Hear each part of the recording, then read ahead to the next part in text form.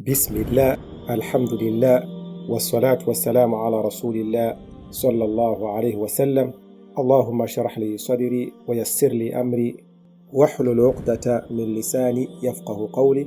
baganda bange mwenna ab'ebitiibwa ne bannyinaze abalungi, saba Allah tabaraka wa ta'ala atusseeko ekisa kye, atusaasire, atuwonye obulwadde, atuwangaaze mu mpangaaza esinga obulungi ku nsi ne ku akhira. Musaba Allah tabaraka wa ta'ala atakuumira mpeera yonna, abankuumire, abaagaze emirimu egimusanyusa n'ebikolwa ebimusanyusa. Omulundi ogwasembayo twakoma ng'omubaka alayhi salatu wassalam aleese bwino obw'omubaka Isa alayhi salatu wassalam ng'alangirira Muhammad sallallahu alayhi wasallama, n'agamba nti waakomye omubaka alayhi salatu wassalam ate ye wagenda okutandikira.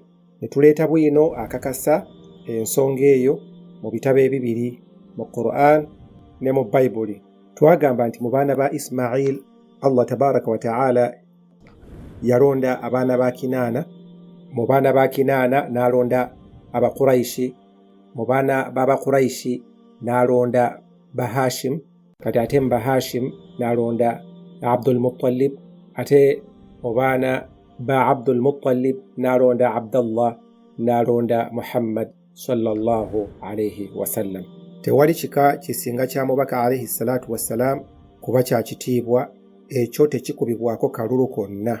Era tugenda kwogerera ddala ku mazaalibwa g'omubaka alayhi salatu wassalam, maulidihi asharif.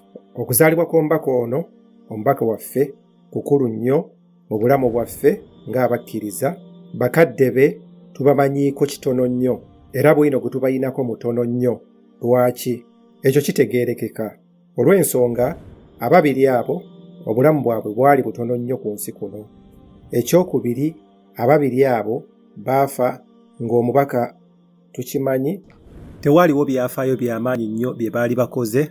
Ekyokubiri, ababiri abo baafa ng'omubaka alayhi salatu wassalam tannafuukira ddala musajja. Taata we yafa nga omubaka alayhi salatu wassalam akyali mu lubuto lwa maama we. Ekyo tetukigaana, bantu ba kitiibwa era bava mu famire ya kitiibwa, ate era baali bantu balungi, naye tewali nnyo muntu yabawandikako kintu kiri awo mu byafaayo. Jjukira nti omubaka alayhi salatu wassalam e Makka yamalayo emyaka 53.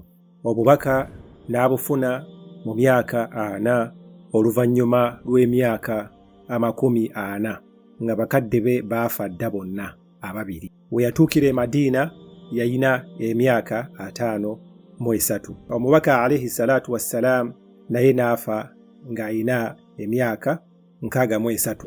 Kyali kizibu nnyo okuwandiika ebyafaayo n'ebyomubaka byennyini.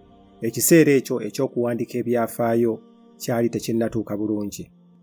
N'ebyafaayo bye byennyini byali bizibu bya kuwandiika ng'akyali mulamu, n'ebyafaayo by'abakadde be. Ne tubeera nga tukikakasiza ddala nti obulamu bw'omubaka alayhi salatu wassalam bwe yawangaalira e Makka ng'obusiraamu tebunnajja, ate n'oluvannyuma lw'okuba nti obusiraamu bumaze okujja, nga kyali kyetaagisa okuba nti omuntu eyali yogedde ebyafaayo bya Amina maama w'omubaka alayhi salatu wassalam, oba Abdallah taata w'omubaka alayhi salatu wassalam, ayina okuba nti yayina okuba mu myaka gy'aba Abdallah gyennyini.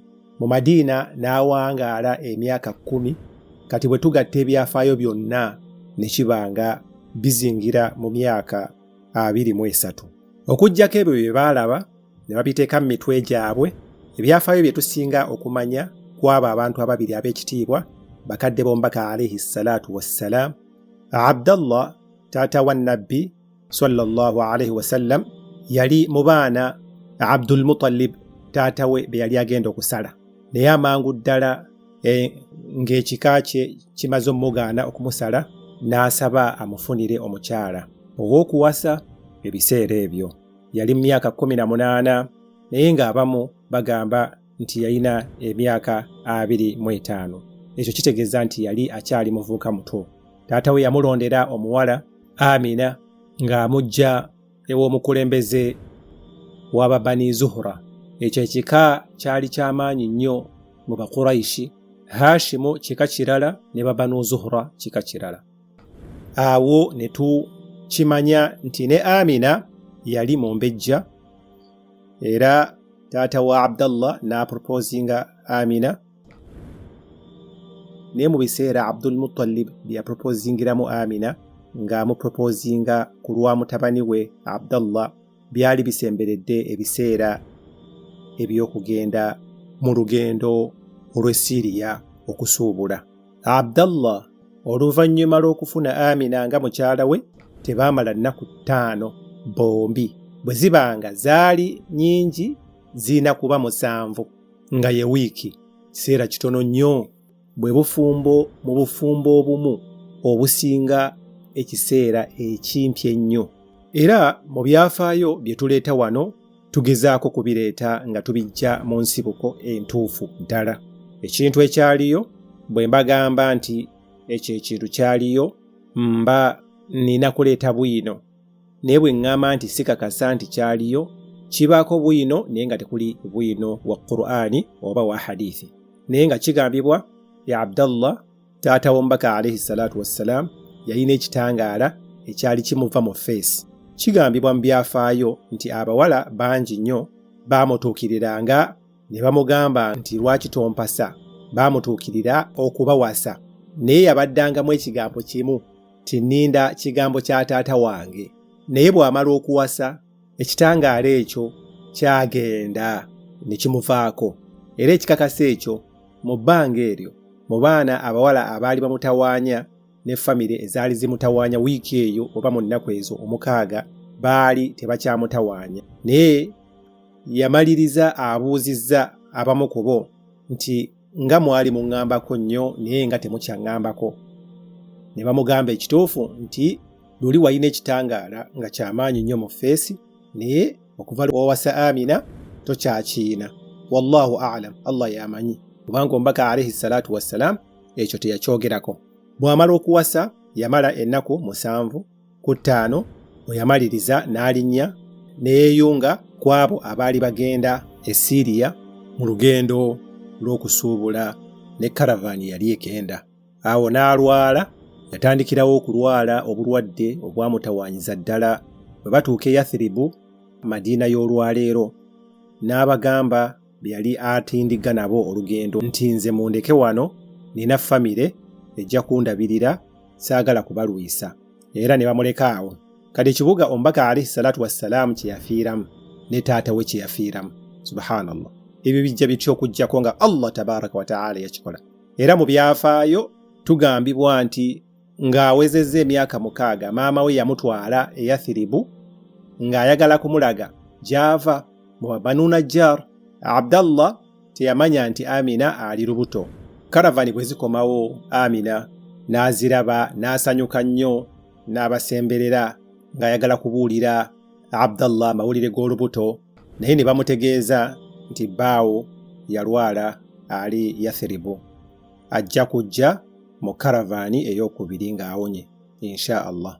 Karavani ey'okubiri bwetuuka bwe bamubikirira ne bamutegeeza nga baawe we yafa ne bamuziika e Yathribu. Bw'atyo Abdallah taata w'omubaka alayhi salatu wassalam n'afa ng'ayina emyaka 22.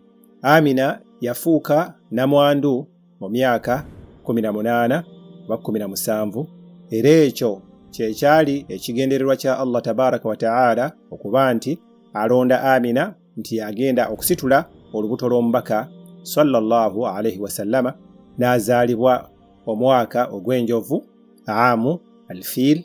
Ebitabo by'abamanyi ab'ebyafaayo ebyasooka baayawukana mu mazaalibwa ge nga bwe basinga okwawukanira nga gwe mwezi.